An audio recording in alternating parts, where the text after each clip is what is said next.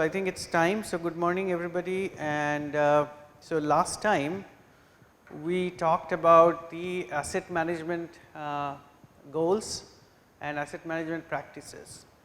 And remember that for resilience what we need is the ability to recover as soon as possible when an incident happens, and when an unprecedented or unplanned for incident happens, and you want to recover as quickly as possible and without completely collapsing, and keeping your service level agreements as intact as possible, right. So you should be able to provide some service, whatever the service that your organization is supposed to provide, maybe with a reduced quality or reduced performance or reduced abilities, but at least you should not be completely collapsing, and then when you recover fast, and the ability to recover to normal service level agreement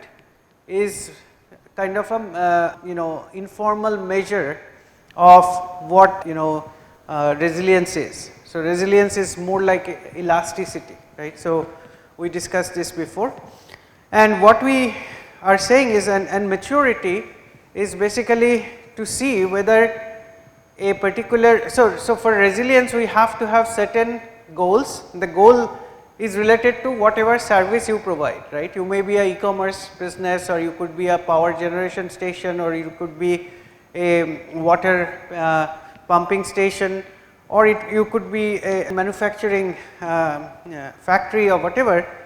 You have certain services, so you have to identify what are your services, and then you have to figure out, even when you have cyber attack, can you actually provide those services, and if you are reducing the quality of service, then how quickly you can get back to the normal services.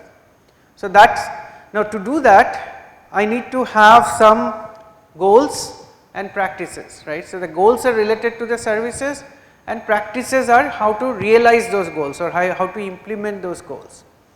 Now to do that, you might be doing it in an ad hoc manner, right. So you might be doing like whatever is in the best, to the best of your knowledge, to the best effort, you are trying to make sure that vulnerabilities are patched, the operating systems are updated, firmwares are updated.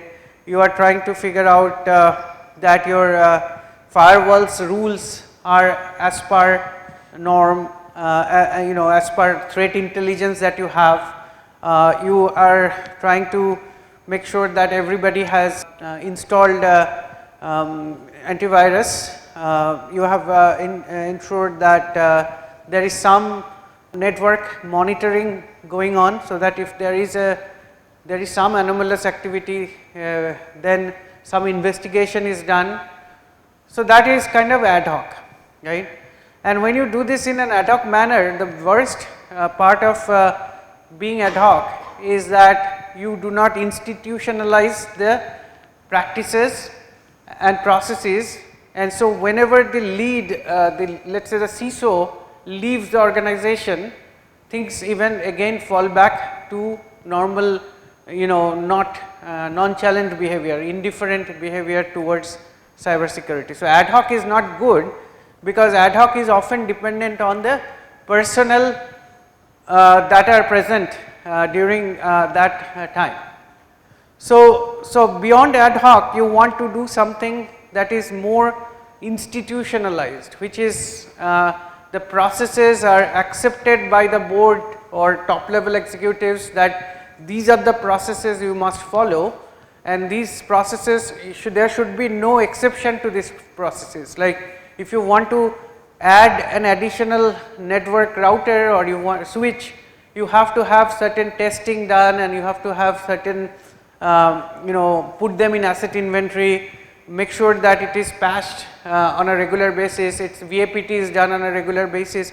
So you can set up a set of procedures for everything, right. So you can say if somebody wants to add a new application in the organization, and if that application is going to run on a critical service server, like the servers that are used in providing the important services, then you have to have this kind of approval, this kind of testing and all that stuff. So, you can have something more what we call risk aware, right. So, I kind of whatever I do, I analyze the risk.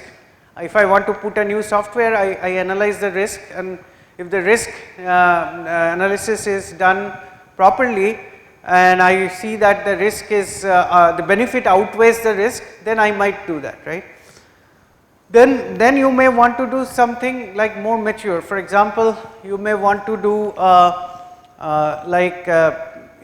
not only you have the practices and procedures in place which are usually not accepted, like you do not bypass the procedures, but you also review the procedures to see whether it is being effective or not, right. So, because some processes are there, often they are there as a process because it is there in the books, but you do not actually have a benefit of it, right. If that is the case, then you should revisit the process and procedures before you actually go further. So that is where you do the reviews. You have to review the process, assess the effectiveness of the process and practices compared to your goal. What is your goal, right? And then finally, if you have all that stuff, then you have to also see whether you actually adapt to changing scenarios, right. So, because threat landscape changes, business scenario changes, you might add additional business services, functions. So, whether you can adapt to those things. So, this is one way of thinking of maturity. So, you start with an ad hoc, like in the beginning of an organization thinking in terms of cyber resilience, they might do it in ad hoc. It will kind of depend on the existing employees, their goodwills and their interest and all that stuff.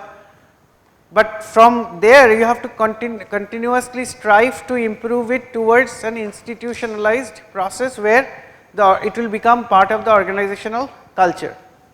So, I will give you an example. So, whenever we as IIT Kanpur or any government organization in India buys something like a laptop or a server or something, there is a process which is based on a very well written documentation called GFR, right.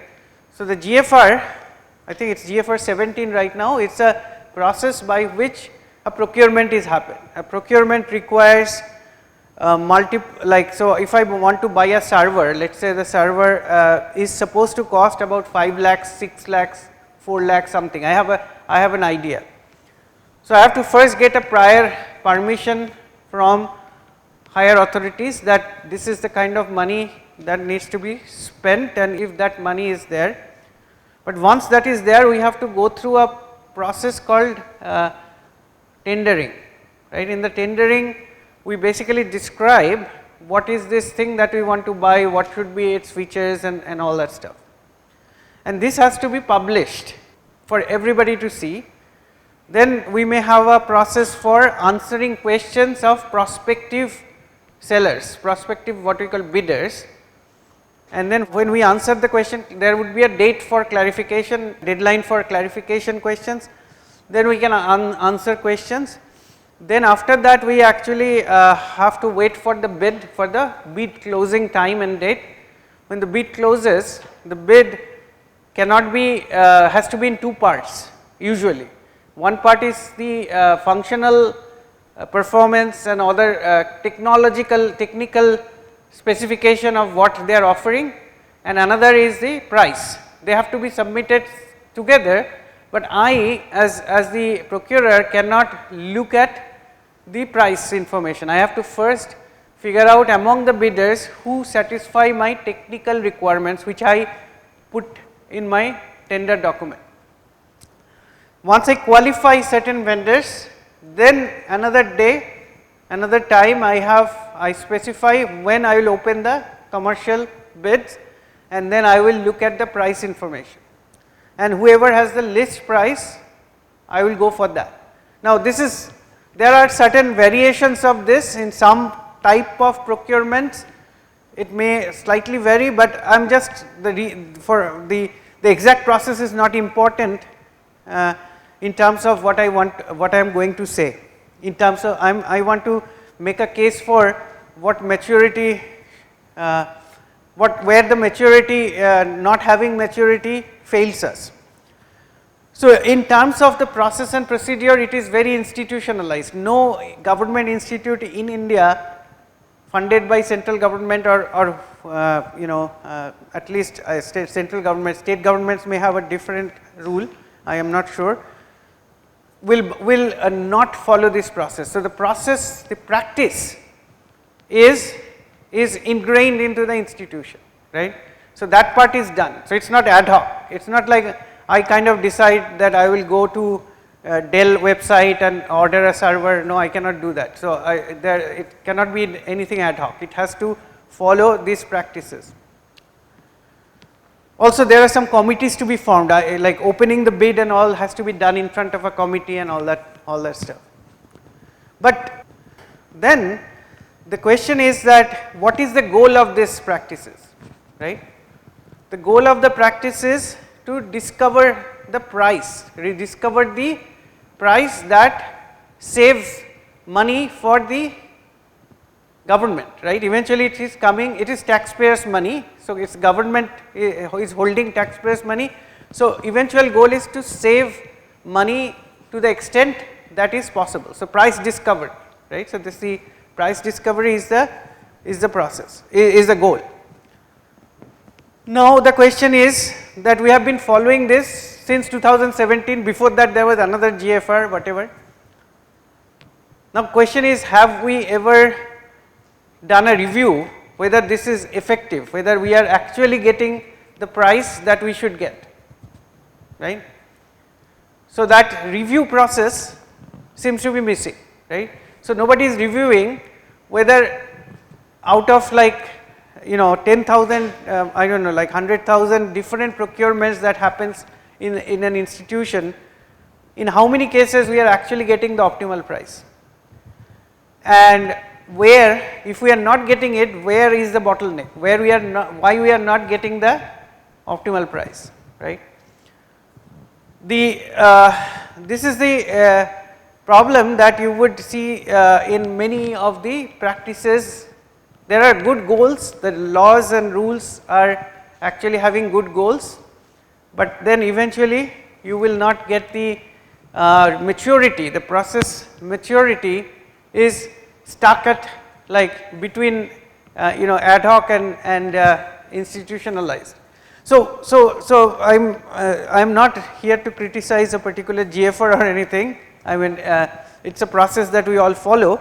But what I am trying to say is that maturity, measuring the effectiveness, assessing the effectiveness of a practice with respect to the goal that you declared. You have a certain goal, right. The goals have been defined based on resilience in mind in this case, and whether our practices are actually giving us the success with respect to the goals is very important for measuring the maturity, whether my practices are mature enough, right.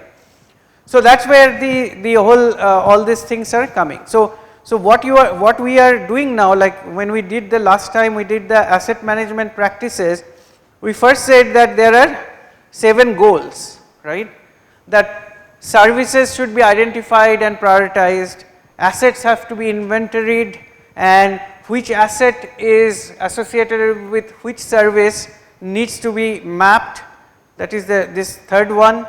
The inventory has to be properly managed, it should not be like one time I put it in a spreadsheet and then I am done, and in 1 month I buy another 500 different assets, but I do not even put them there, that cannot happen, right. So, it has to be fully functional inventory system. The access to this asset management system should be managed, because otherwise, and if you keep it open for anybody to modify, then an attacker, insider or outside attacker, will come and modify your asset inventory, right. You will not even know that you have that asset. So, and then you have to categorize them based on how critical that a particular asset is. Not every server is in service of a very critical business function.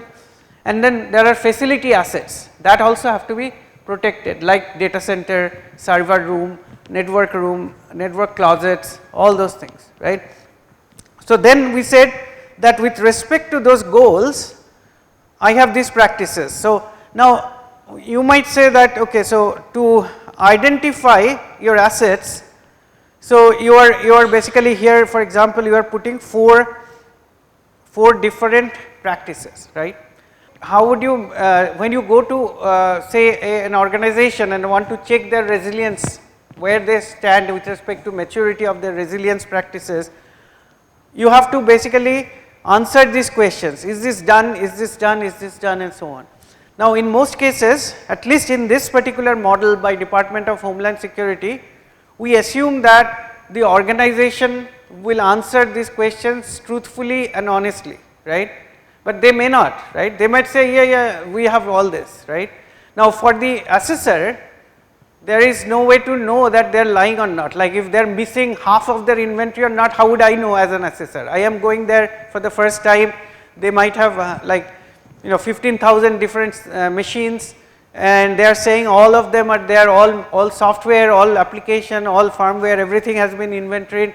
I have to take their answer for it, right. So, their answer could be also that it is incomplete. Now, then I have to know how incomplete it is just starting, like they have put like first 100 out of 15,000, or they have put like 14,000 and then working towards 14,000. So there is a lot of gaps that are there in this model, right. This model is not a full proof model for doing resilience assessment, maturity assessment, but at least you are somewhere. The reason why I want you to actually go through this is because, see, many times you are not even thinking that these are important things, right. So by looking at these practices, you will know that these are very, very important for an organization's cybersecurity, and you will also start appreciating the fact that cybersecurity is not just about procuring technology, like buying firewalls and buying intrusion detection system or access management system and so on. It has a lot more to it, and that is why we say that cybersecurity is about people, process, and technology. Technology is only 1/3 of the entire cybersecurity activity. Now, having said that, there are 10 domains. This model decided that there are 10 domains across which, along which I will measure the maturity, right. Now, why not 11 or why not 9, right?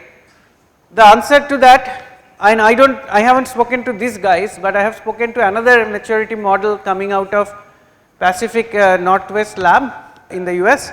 They have a C2M2 model, that is a capability maturity model for cybersecurity, not for resilience, but for just for how good or bad their cybersecurity is.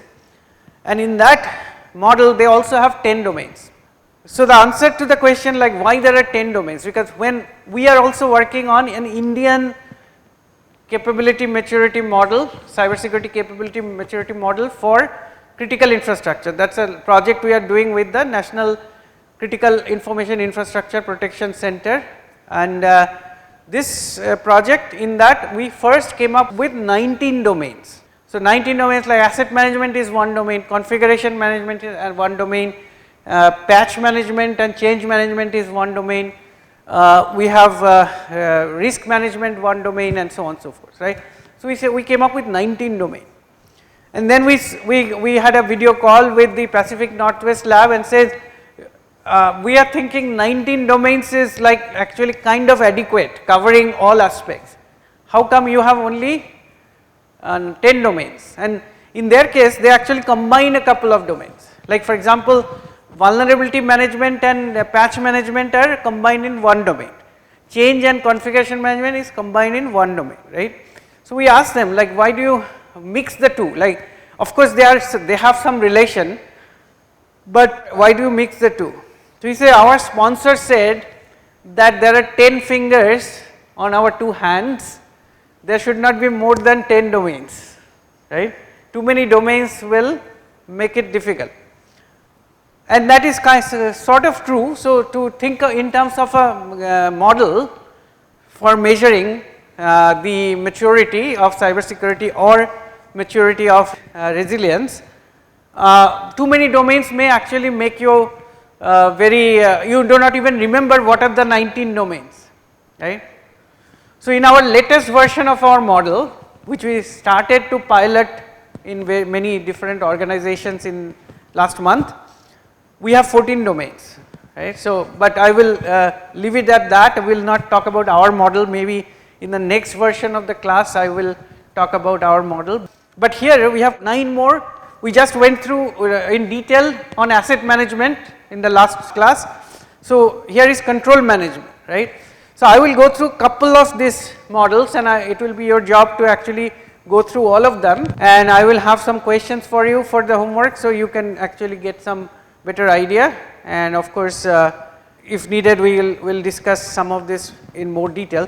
But if I want to go through each of them in very much detail, then the rest of the semester will be over and I will not be able to cover other topics. So, let us see what is control management. What is control? Whenever you have an organization running digitally with various services with network and applications and an operating system and so on, of course, you are exposed to cyber risks, right, and we talked about risk assessment. When you assess risk, you will see certain assets are at higher risk than at certain other assets. Certain assets are more critical for the organization than the other assets, and accordingly you have to do protection of those assets which are higher criticality, and then those which are lesser criticality, there also you have to do certain risk mitigation. To do risk mitigation, we do control, right. So, control can be of two types, right. So, one is technological control, that is you have firewall, that is a technology control. Using firewall rules, you block traffic that you do not want, right. Similarly, you have controls like endpoint detection or antivirus, which is controlling possibility of a infestation of a malware into your systems. You have authentication and access control, right. So, you have two-factor authentication or single factor authentication, whatever, that is your defense against somebody trying to access your system or authenticate himself or herself into your system with by stolen identity and so on. You have controls like you observe the traffic. So, you have network intrusion detection. So, these are technological controls.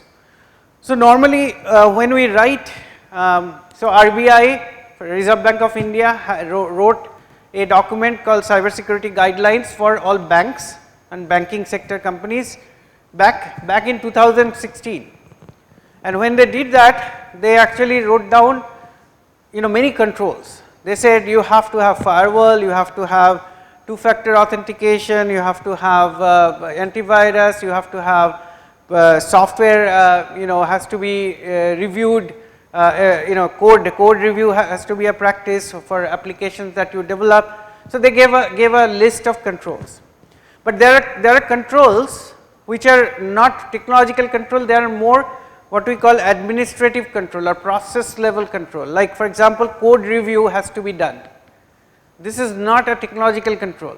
You might use some tools like what we call SAST tools or DAST tools, with static analysis or dynamic analysis tools on the software code to check whether it has vulnerabilities, but code review, there is no better way than actually doing manual code review, right. Okay, manual code review can reveal a lot about not only on flaws like buffer overflow or integer overflow or null pointer access, this kind of stuff. They can also give you a architectural problems with the code, right.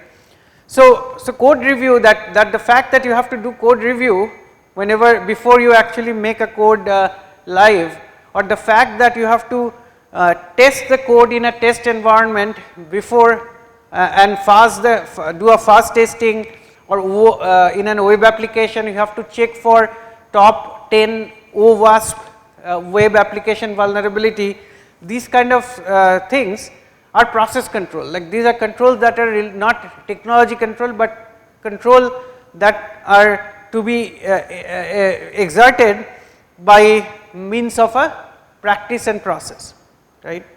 So now the question is that if I want to know whether our control management is mature enough, what should I check? What are my goals?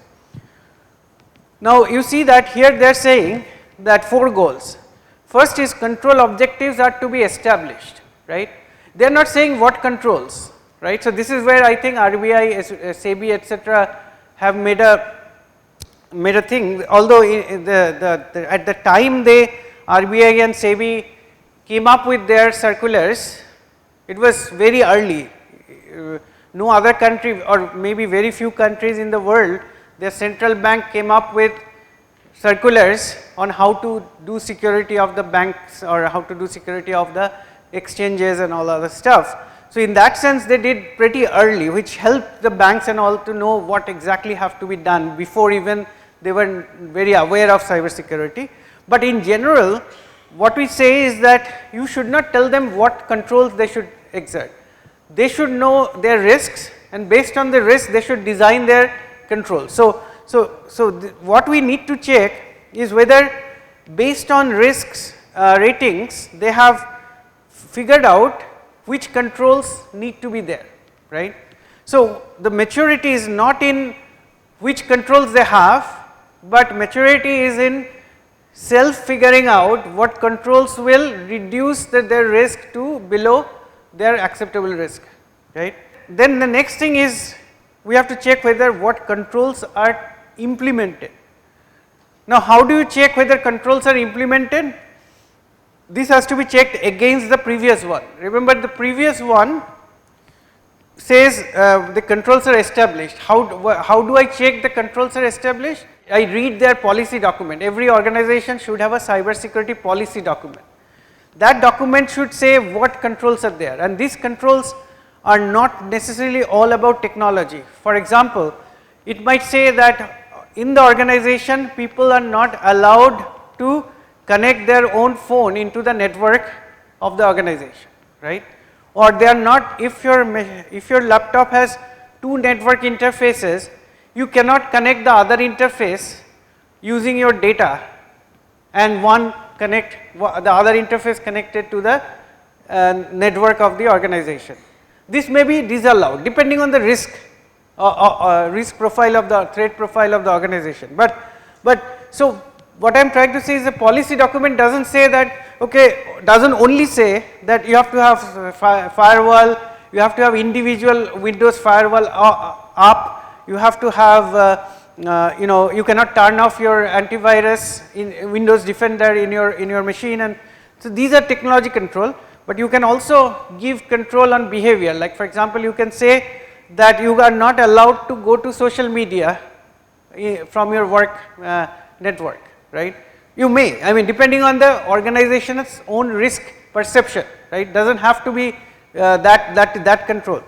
So control objectives are written in the policy document, and then this auditors will come in and ask you for the policy document and say, okay, let me see your policy.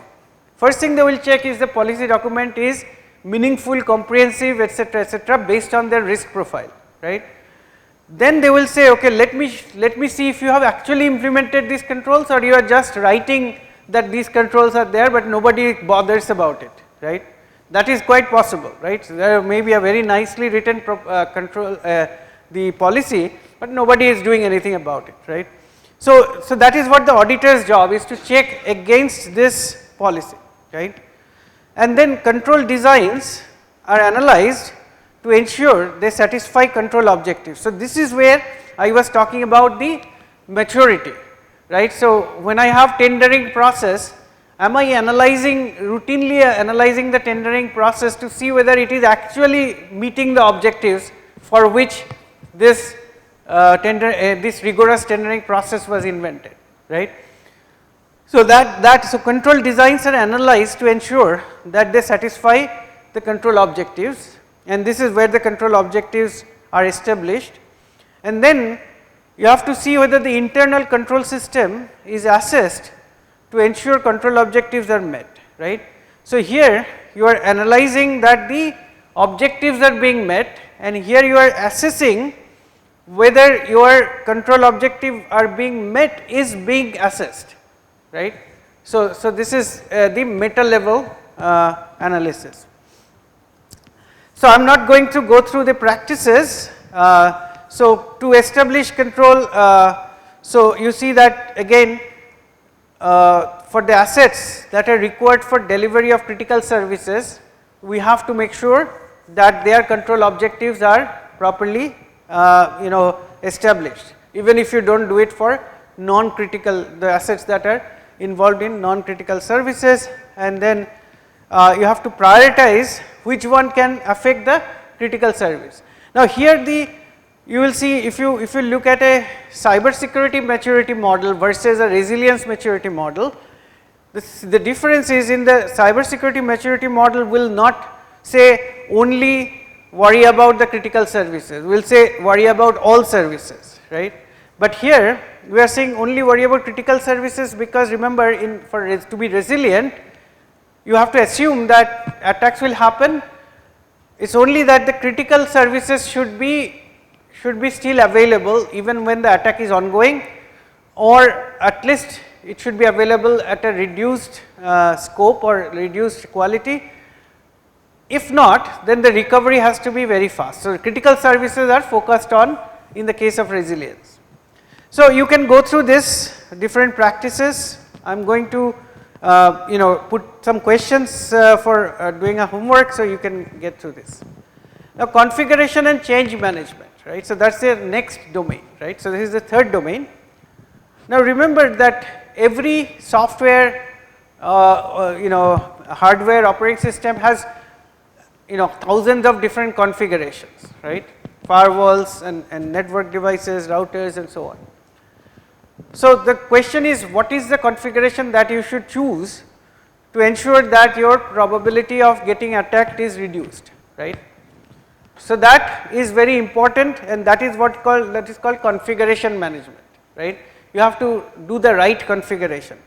For example, you can bring in a Windows machine, connect to the network, but you do not use Windows Firewall, you do not use Windows Defender or any antivirus, you do not put a password for screen lock, you do not do any kind of control on who can execute the PowerShell. You can do all kinds of mistakes in configuring a particular machine that you are connecting to the network, right. Then that machine can be easily be a kind of a conduit for virulent attacks, right. So, now is it whose responsibility is it to configure that machine, right. Now, you cannot leave it to individuals, especially in an organization. Some individual might say that I want administrative account on my Windows machine, right. I want to be the root, right. No company will allow that, right. For some reason we allow that in IIT, but no company will allow that. If you are connected to my network, you cannot have administrative control, because with administrative control you can run PowerShell, you can configure SMB, you can downgrade the Windows, whatever you want to do, and get my entire network into trouble. So, what I will do is I am going to configure your machine and take out your administrative control. If you want something to be installed which requires administrative control, there should be a trouble ticket system or some kind of a online system by which you apply for that software to be installed, and then the person who is in charge of installing all this, making sure configuration is correct, will come and install it for you or remotely install it for you, depending on how the configuration is. This is what I have done, like back when I worked in industry in 1990s, this was the case. Even that time it was the time of Windows 98, right. So, now obviously this is what all organizations will practice. Nobody will give you in your work computer full access. If you are given full access, then they will install something called an MDM, right, device management software, which will report everything you do to a centralized observation system. So, if you are going to run PowerShell, if you are going to install a new software on your machine, all that information will go to that central observer, and if they find that is as anomalous, they will stop you or disconnect your computer from the network, from their network, right. It should be the right of the organization that if you are connecting to their network, you are endangering their network and in turn all the other users of that network. Therefore, your rights should be limited, right, what you can do and what you cannot do. Now, you might say that if I am a developer, I need to compile new software and run new software. If you whitelist all applications on my machine, I cannot do development. So, developers are usually in a segregated network. They are not, they are disconnected via firewall, not disconnected, but mediated through firewall their network from the rest of the operational network. So that in case, so your the developers machines will have all the flexibilities of administrative control and so on, but then they cannot really be in the same network. If they have to access something from that network to the operational network, they have to go through the firewall and go through access control mechanisms, right. So that way you can reduce the possibility of any harm that can come by having more flexible machines in their disposal. Another thing that is very important is that, so whenever a machine is done with, like say I have a machine for 5 years, a laptop or a desktop or a server, and I am done with it, I dispose of. How do you dispose it of, right? So you know, in many cases you will see that the dean will send an email saying that the so and so department is disposing of many machines, if you want some of it collected, right. Now, most likely that we do not have much confidential information in those machines, but in case there is a database of all students and their phone numbers and other numbers are there, then there is a problem, right. So there should be a proper way to dispose of. There are disk erasing software that will actually erase this thoroughly, right. This is what the confidential information has to be completely scrubbed from these machines. And as assets are removed from the service, the asset inventory must reflect that properly, right. The asset inventory should not be having stale information. So the life cycle of assets have to be managed, right. The integrity of the technology and information asset is managed. That integrity of the technology information asset, how many of you have heard of the XZ vulnerability that is affecting almost all Linux versions last week, right. So XZ is a compression software like a tar, right, tar and zip, gzip. It's apparently used very heavily on almost all Linux distributions, including Ubuntu and Fedora and CentOS and everything, right. Now it turns out that somebody now XZ is a free software, right. It's a open source GitHub based software. Somebody posed as a developer and introduced backdoor into it, and now it has gone into almost all Linux versions, right. So anybody who is running a Linux now, if they have not updated their Linux, do it right away, because it's a severity 10, the highest, most critical severity vulnerability that is sitting in your machine if you have not upgraded it. If you are an automatic upgrade, by now you must be upgraded already. If not, then you should upgrade this. Now this is where the integrity of the software, right. So this is a big problem, right. So there is very few people even know that there is XZ thing. the compression utility that is in the software bill of material of almost all Linux distributions, and the fact that if somebody does something there and it gets nobody notices it in this GitHub, and then it gets integrated into all the latest updates of all this software, then all this software becomes vulnerable, right. So, this is something this requires the knowing what is your every software that you are using, you need to know what are the dependencies, and nowadays like things like Linux, even Kali Linux is affected by Excel, right. So, this if you know this you have to know what we call SBOM, the software bill of materials for every software. All the dependencies, all the libraries and all the software dependencies must be very transparent to the organization.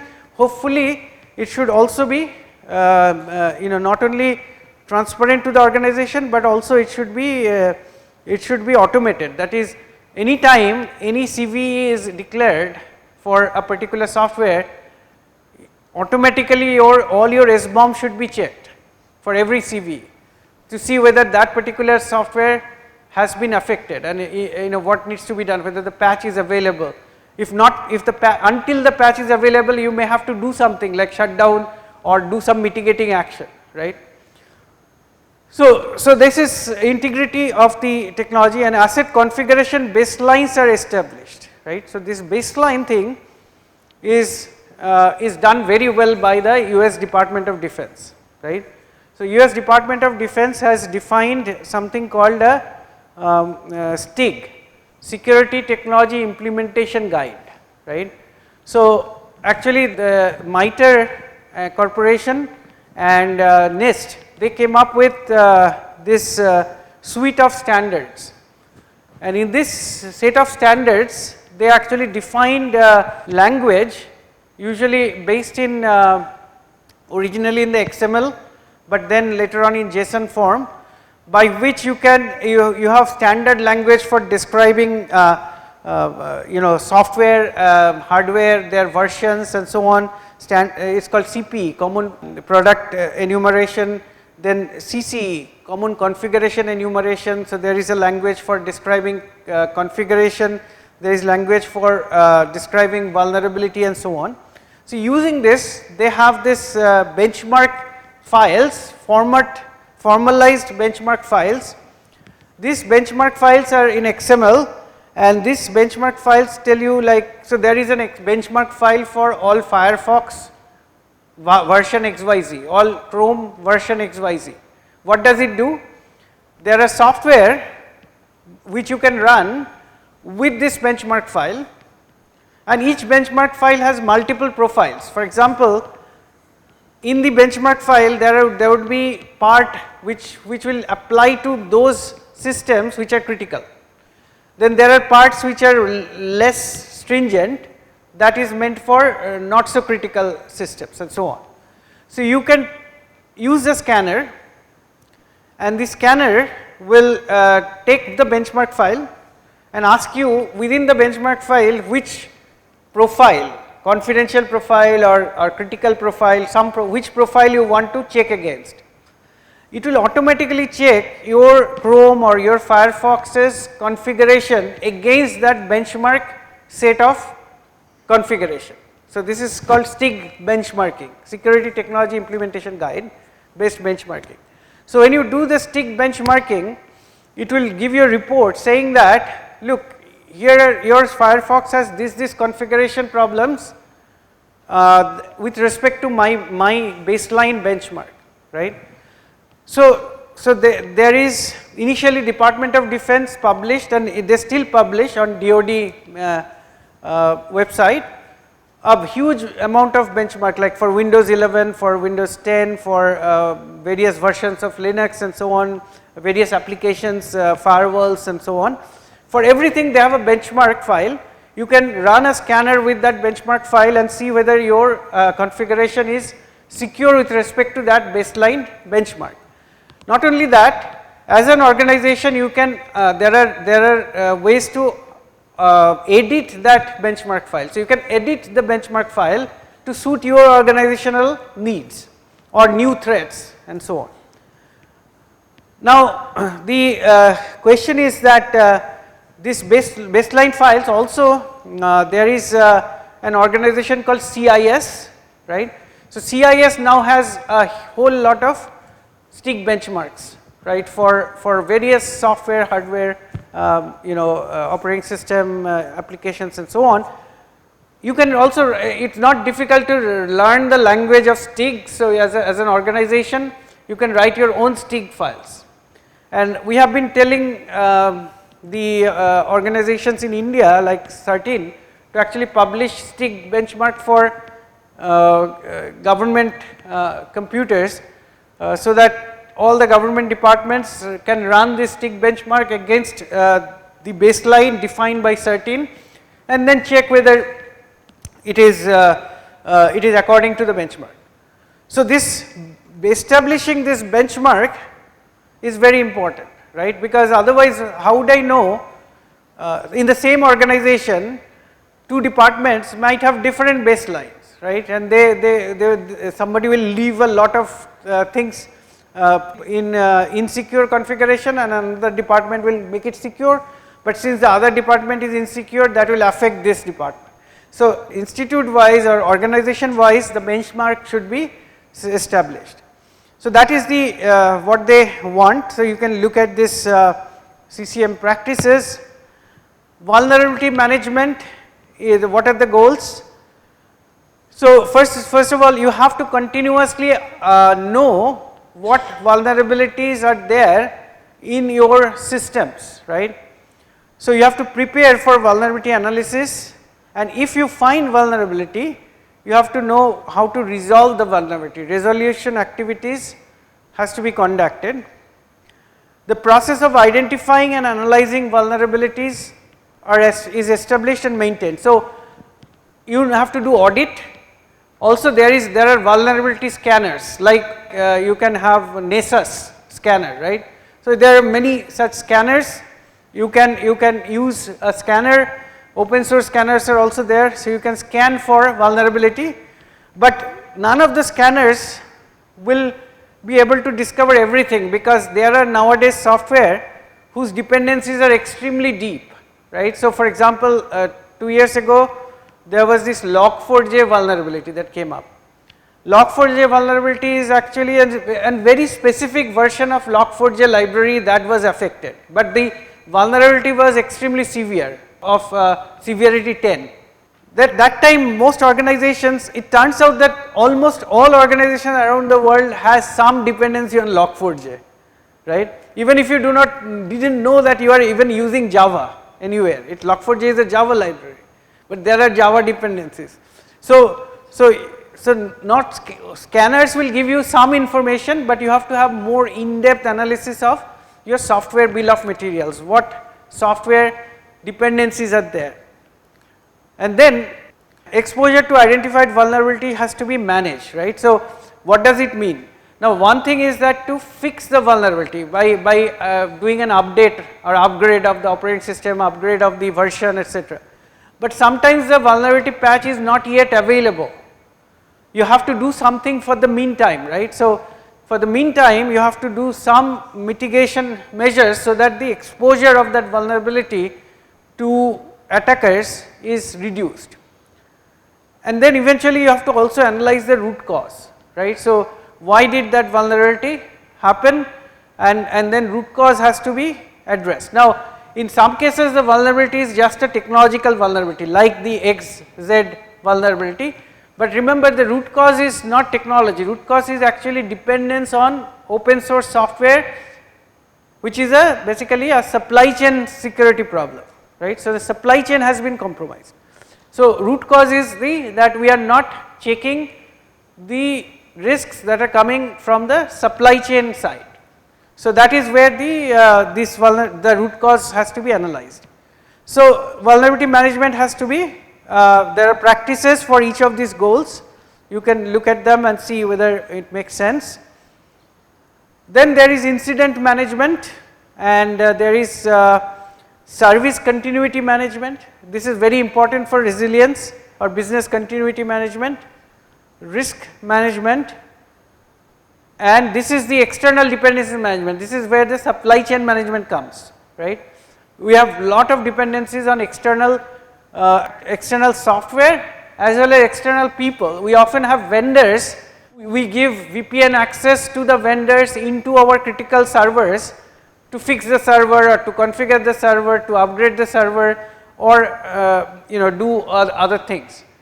And this is what was used in the Ukraine power system attack in the first time in 2015, when VPN access was stolen, VPN access credentials were stolen, and then they got VPN access to the critical infrastructure where they could basically control the breakers to stop the power flow, right.